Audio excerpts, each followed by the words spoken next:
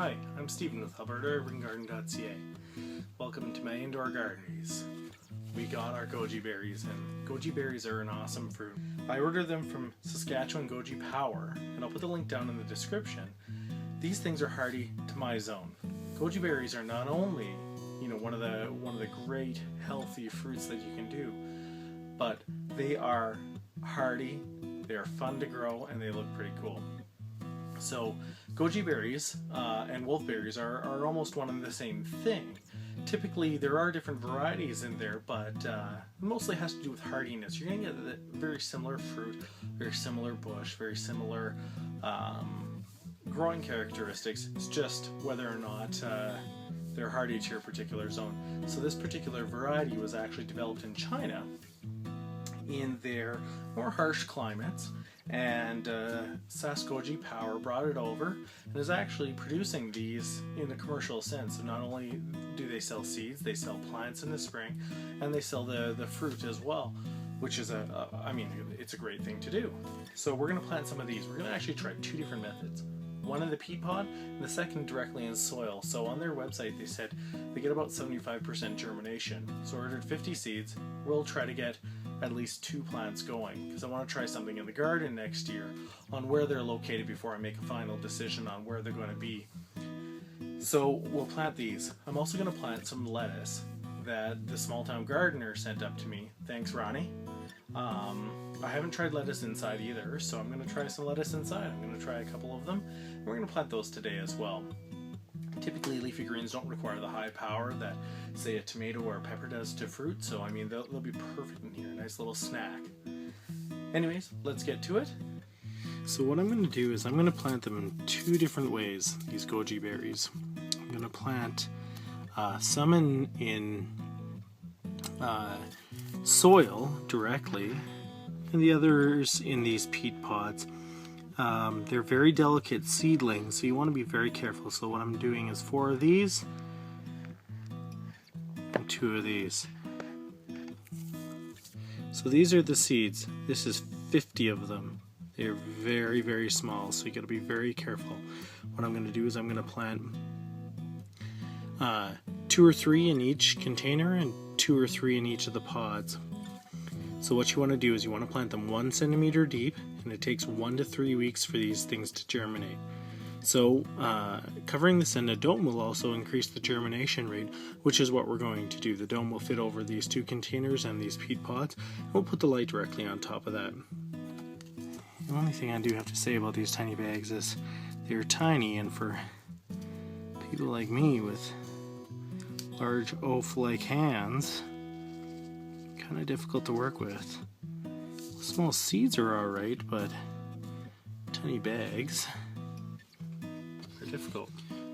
So these particular varieties are hardy to minus 40 Celsius, which is also minus 40 Fahrenheit. They're hardy up to plus 30 Celsius, and in Fahrenheit, I believe that's about 100 Fahrenheit. So I'm just dropping 1 seed in per hole. Oop, I missed that one. And then gently covering it. The soil is already moist, and the reason why I watered it before these got in. You want to make sure that cover it with light, not super dense like these little bits, but light ones so that they can push through, and you just want to put a little bit of pressure on them. But the reason why, again, the soil is moist is so that we don't have to water it and push the seeds all over the place. The peat pods, we didn't use hot water this time, so you want to move the mesh, and we're gonna excavate 2 holes per and drop the seeds in.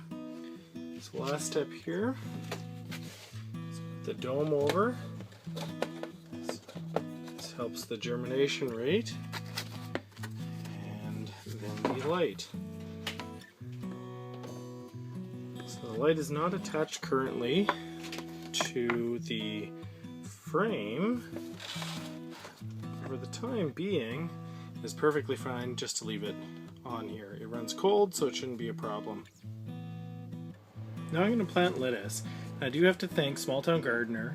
When he sent the mango beets up for the beet competition, he sent a couple of packages of lettuce, which are greatly appreciated. I haven't grown too much lettuce. I grew some purple stuff this last summer, and it was quite good. I like the crunchier lettuce, and that's what we're going to try for now. So what I'm doing is I'm putting these in red solo cups, and I've put my regular potting mix in, and I have already moistened the soil. So lettuce seeds are very, very small, but I'm just putting 4 in right now to see if I can get them to grow. So naturally I use my little skewer stick again and just lightly cover them. So the 4 varieties that I'm trying now, the 4 varieties are Bath End Full Heart lettuce, Rocky Top lettuce, Tom Thumb lettuce, and May Queen lettuce. So we're going to try them out and I'll let you know how I like them.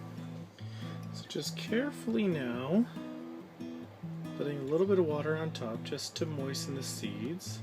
Don't want to put too much because this is loose, unconsolidated soil, and the seeds might go everywhere. So I'm using red solo cups.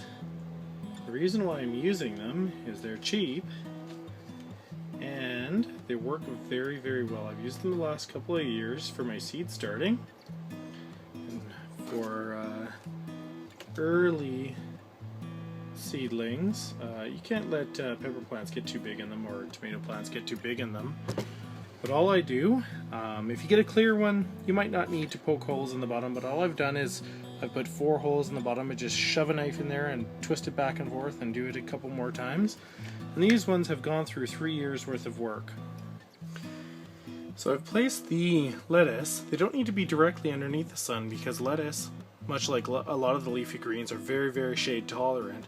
If they start having problems with stretching and stuff, I do have another light that I can put them under. But I'm going to try it in the center here because the rest of my plants require just a little bit more direct sunlight because, I mean, they're peppers, they're tomatoes, they require a little bit more power. The other thing I've done is, you can hear it now, I have a fan on here. And this fan runs about half an hour a day just to make sure that the tops of the plants stay dry, and that helps take away diseases like blight or other diseases that might afflict my my indoor crop. Thank you very much for joining me. I appreciate it very, very much. If you like this video, please subscribe. And make sure to check out my earlier videos where I describe the type of soil that I use, some of my planting techniques, and even some of the tours I had from 2012 and 2013. If you have any questions, please put it in the comments below. I appreciate them very much, and I will do my best to get to all of them in a prompt timeline. Or join us on Facebook at www.facebook.com/Alberta Urban Garden. Have a great day.